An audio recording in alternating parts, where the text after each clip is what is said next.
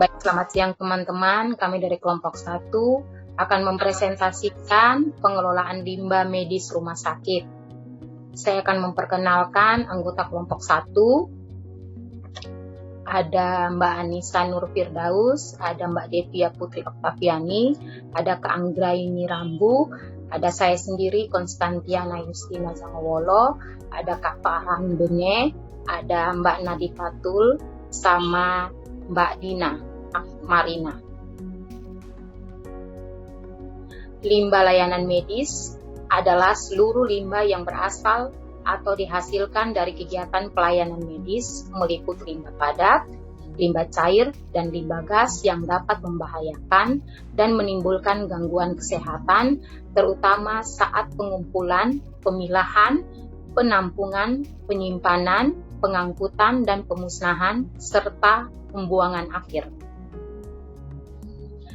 Klasifikasi limbah layanan medis, ada limbah medis dan limbah non-medis. Limbah medis adalah sisa-sisa atau sampah yang dihasilkan dari kegiatan di fasilitas kesehatan serta masuk dalam kategori limbah B3. Sedangkan limbah non-medis berasal dari kegiatan dapur, dapat digunakan kembali atau dimanfaatkan jika dilakukan pengelolaan terlebih dahulu dengan bantuan teknologi tertentu. Di sini ada pengelolaan limbah layanan medis, itu mulai dari pengurangan dan pemilahan, setelah itu penyimpanan, lalu pengangkutan, dan akhirnya adalah penguburan. Pengurangan dan pemilahan limbah layanan medis, pengurangan pada sumber, dan kembali pada daur ulang dan pemilahan. Pengurangan pada sumber adalah kegiatan pengurangan dapat dilakukan dengan eliminasi keseluruhan material berbahaya atau material yang lebih sedikit menghasilkan limbah.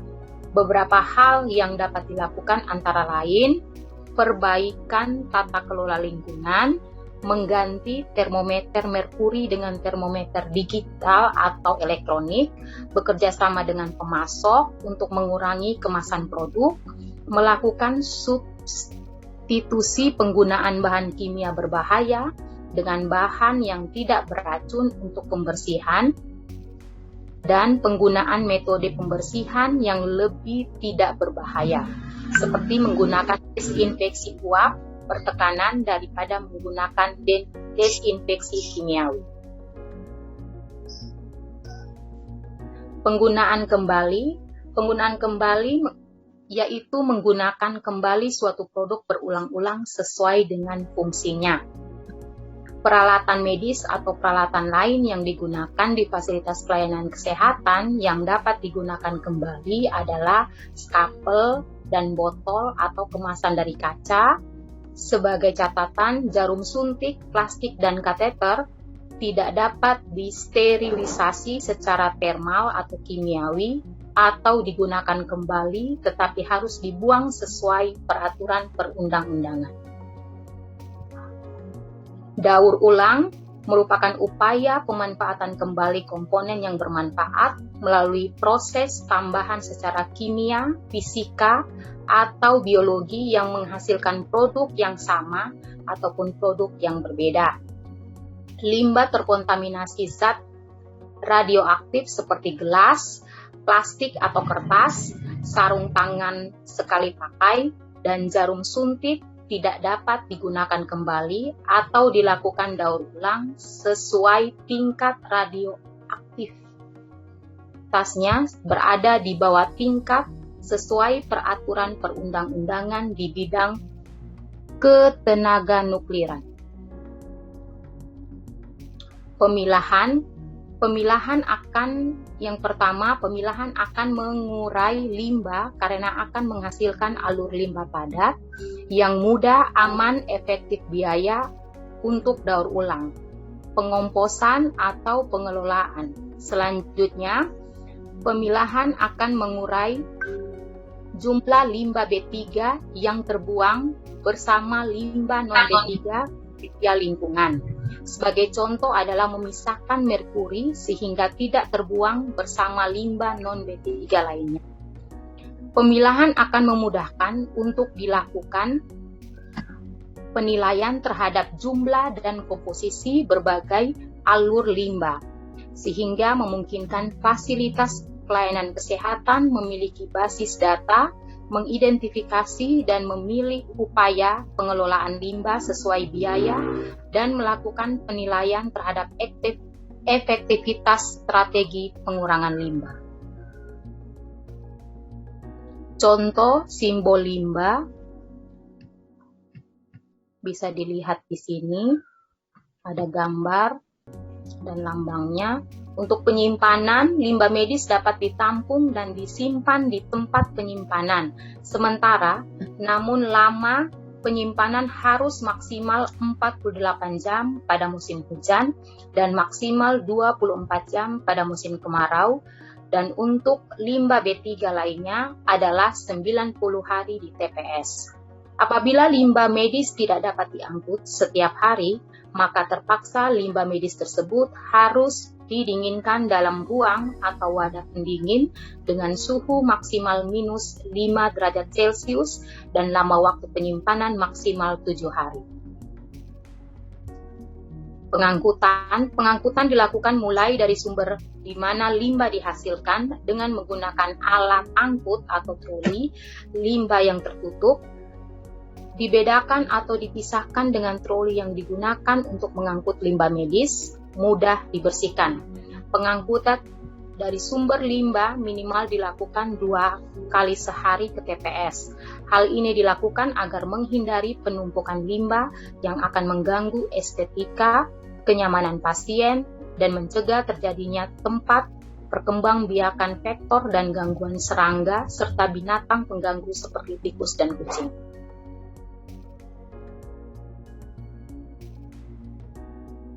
Pengangkutan, sini ada pengumpulan setempat, pengangkutan in situ, pengangkutan ex situ. Pengumpulan setempat atau on-site, limbah harus dihindari terakumulasi pada tempat dihasilkan. Kantong limbah harus ditutup atau diikat secara kuat apabila terisi 3/4 dari volume maksimal.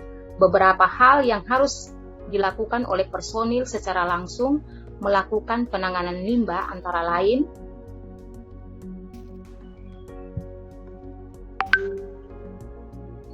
limbah harus dikumpulkan minimum setiap hari atau sesuai kebutuhan dan diangkut ke lokasi pengumpulan. Setelah itu setiap kantong limbah harus dilengkapi dengan simbol dan label sesuai kategori limbah, termasuk informasi mengenai sumber limbah. Setiap pemindahan kantong atau wadah limbah harus segera diganti dengan kantong atau wadah limbah baru yang sama jenis. Kantong atau wadah limbah baru harus selalu tersedia pada setiap lokasi dihasilkannya limbah. Pengumpulan limbah radioaktif harus dilakukan sesuai peraturan perundang-undangan di bidang ketenaga nukliran. Pengangkutan in situ. Pengangkutan limbah pada lokasi fasilitas pelayanan kesehatan dapat menggunakan troli atau wadah beroda. Alat pengangkutan limbah harus memenuhi spesifikasi, mudah dilakukan bongkar muat limbah, troli atau wadah yang digunakan tahan goresan, limbah bedah tajam dan mudah dibersihkan. Alat pengangkutan limbah di situ harus dibersihkan dan dilakukan desinfeksi setiap hari menggunakan desinfektan yang tepat seperti senyawa klorin, formaldehida, fenolik, dan asam. Personil yang melakukan pengangkutan limbah harus dilengkapi dengan pakaian yang memenuhi standar keselamatan dan kesehatan kerja, di antaranya memakai topi atau helm, masker, pelindung mata, pakaian panjang, sarung tangan, sepatu boot, dan lain-lain. Pengumpulan dan pengangkutan limbah in situ harus dilakukan secara efektif dan efisien dengan mempertimbangkan beberapa hal berikut. Jadwal pengumpulan dapat dilakukan sesuai rute atau zona. Yang kedua, penunjukan personil yang bertanggung jawab untuk setiap zona atau area. 3. Perencanaan rute yang logis seperti menghindari area yang dilalui banyak orang atau barang. 4. Rute pengumpulan harus dimulai dari area yang paling jauh sampai dengan paling dekat dengan lokasi pengumpulan limbah. Pengangkutan ex situ. Pengangkutan limbah B3 ex situ wajib dilakukan sesuai dengan peraturan perundang-undangan yang mengatur mengenai persyaratan dan tata cara pengangkutan limbah B3. Setelah limbah padat non-medis diangkut ke TPS, maka upaya pengangkutan selanjutnya akan dilakukan dengan menggunakan alat angkut, baik menggunakan kendaraan roda 3, pick up, maupun truk, sesuai dengan kebutuhan atau kapasitas limbah padat yang diangkut. Pengangkutan dilakukan setiap hari ke TPA.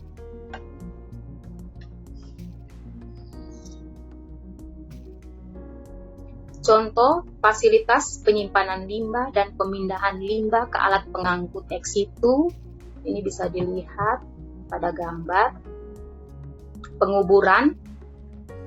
Limbah B3 dengan karakteristik patologis dan atau benda tajam boleh dikubur apabila pada lokasi dihasilkan limbah tidak terdapat fasilitas pengelolaan B3.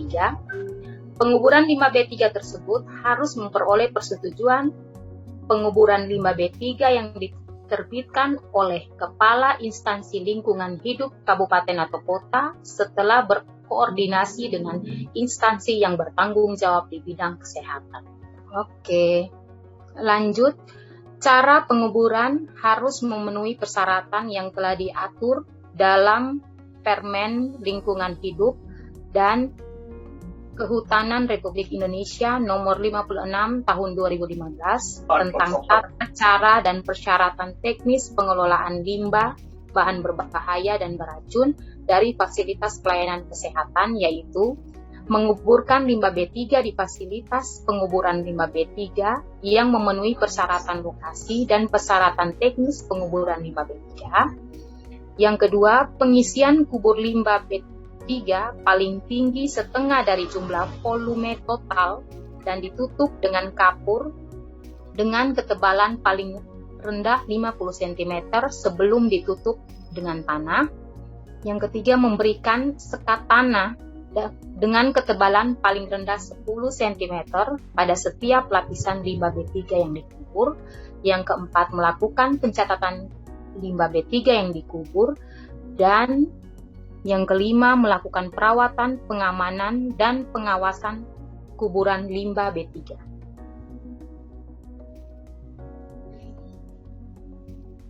Selanjutnya akan dilanjutkan oleh Mbak Anissa. Silakan Mbak Anissa. Baik, di sini saya akan menjelaskan tentang pengelolaan limbah layanan medis pada pasien COVID-19.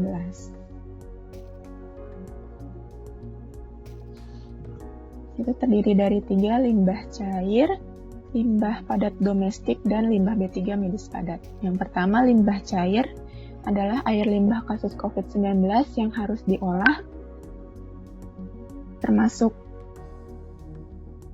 tinja berasal dari kegiatan penanganan pasien COVID-19 yang kemungkinan mengandung mikroorganisme, khususnya virus corona, bahan kimia beracun, darah, dan cairan tubuh lain. Serta cairan yang digunakan dalam kegiatan isolasi pasien meliputi cairan dari mulut dan atau hidung, atau air kumur pasien, dan air cucian alat kerja, serta dari ruang perawatan, ruang pemeriksaan, ruang laboratorium, dan lain-lain. Langkah-langkahnya, cairan dari mulut dan atau hidung atau air kumur pasien dimasukkan ke wadah pengumpulan atau langsung dibuang di wastafel atau lubang air limbah di toilet. Terus, air cucian alat kerja, alat makan dan minum pasien, dan atau cucian linen dimasukkan langsung ke dalam lubang air limbah yang tersedia. Pastikan semua pipa penyaluran air limbah harus tertutupi dengan diameter yang memadai. Pastikan aliran pada semua titik aliran lancar. baik di dalam gedung maupun di luar gedung. Pemeriksaan instalasi penyaluran dilakukan setiap hari. Pastikan semua unit operasi dan unit proses IPAL bekerja dengan optimal, dan seterusnya yang bisa dilihat pada pedoman pengelolaan limbah rumah sakit, rujukan rumah sakit darurat dan puskesmas yang menangani pasien COVID-19 oleh Kemenkes RI tahun 2020. Next aja. Bisa dilihat di pedoman ya. Next. Lalu ada limbah padat domestik, yaitu limbah yang berasal dari kegiatan kerumah tanggaan atau sampah sejenis seperti sisa makanan, kardus, kertas, dan sebagainya, baik organik maupun anorganik. Sedangkan limbah padat khusus meliputi masker sekali pakai, sarung tangan bekas, tisu atau kain yang mengandung cairan atau droplet yang diperlakukan seperti limbah B3 infeksius. Untuk langkah-langkahnya, sediakan 3 wadah limbah padat domestik di lokasi yang mudah dijangkau orang, yaitu wadah untuk limbah padat organik, non-organik, dan limbah padat khusus, untuk masker sekali pakai, sarung tangan bekas, dan lain-lain. Wadah tersebut dilapisi dengan kantong plastik dengan warna berbeda sehingga mudah untuk pengangkutan limbah dan pembersihan wadah. Pengumpulan limbah dari wadah dilakukan bila sudah 3/4 penuh atau sekurang-kurangnya sekali dalam 24 jam. Pengumpulan limbah padat wadah khusus ini dilakukan bila sudah 3/4 atau sekurang-kurangnya sekali dalam 6 jam. Petugas pengumpulan limbah harus dilengkapi dengan masker, sarung tangan, sepatu boot, dan apron.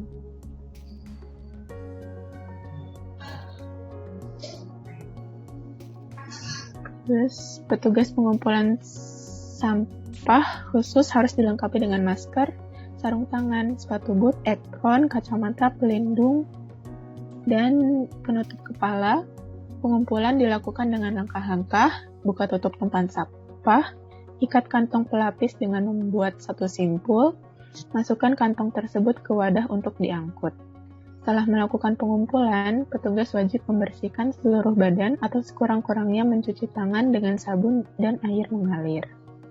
Peralatan pelindung diri, yaitu Google, boot, dan apron yang digunakan, disinfeksi segera mungkin pada larutan disinfektan, sedangkan masker dan sarung tangan dibuang ke wadah limbah padat khusus. Limbah padat organik dan anorganik disimpan di tempat penyimpanan sementara limbah padat domestik paling lama 1x24 jam. Terus tempat penyimpanan sementara limbah padat domestik dilakukan disinfeksi, dan seterusnya.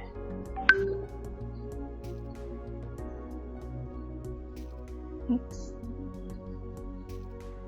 Terus yang terakhir, limbah B3 medis padat.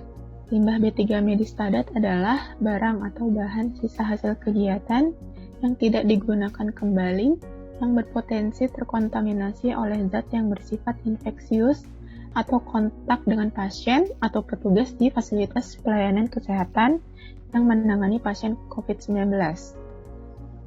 Meliputi masker bekas, sarung tangan bekas, perban bekas, dan lain-lain.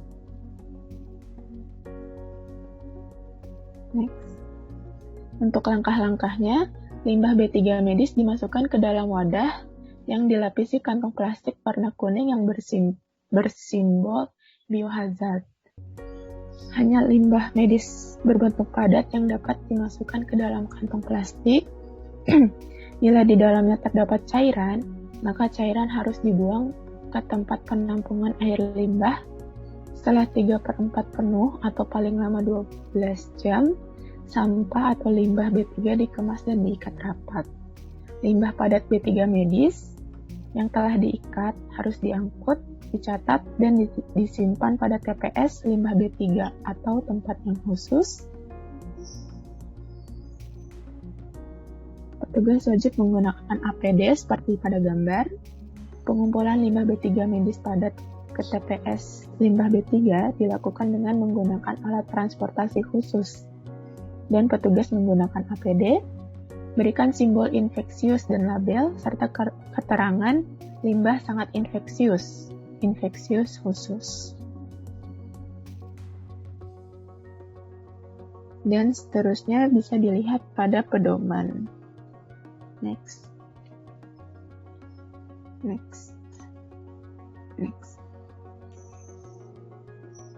Terus di sini ada standarisasi kantong dan kontainer pembuangan limbah medis. Yang pertama, terbuat dari bahan yang kuat, cukup ringan, tahan karat, kedap air, dan mempunyai permukaan yang halus pada bagian dalamnya. Yang kedua, di setiap sumber penghasil limbah medis harus tersedia tempat pewadahan yang terpisah dengan limbah padat non-medis. Yang ketiga, untuk benda tajam hendaknya ditampung pada tempat khusus, yaitu safety box, seperti botol atau karton yang aman. Yang keempat, tempat pewadahan limbah medis padat infeksius dan sitoksik yang tidak langsung kontak dengan limbah harus segera dibersihkan dengan larutan disinfektan. Terus, next. Kebijakan pembuangan sampah medis atau klinis ini diatur dalam Peraturan Menteri Lingkungan Hidup dan Kehutanan Nomor 56 Tahun 2015 tentang cara dan persyaratan teknis pengelolaan limbah, bahan berbahaya dan beracun dari fasilitas pelayanan kesehatan, di mana dalam peraturan ini mencakup keseluruhan tentang medical waste, mulai dari sampah D3 sampai tata cara pengelolaannya. Ya, cukup sekian presentasi dari kelompok kami. Terima kasih atas perhatiannya. Selamat siang.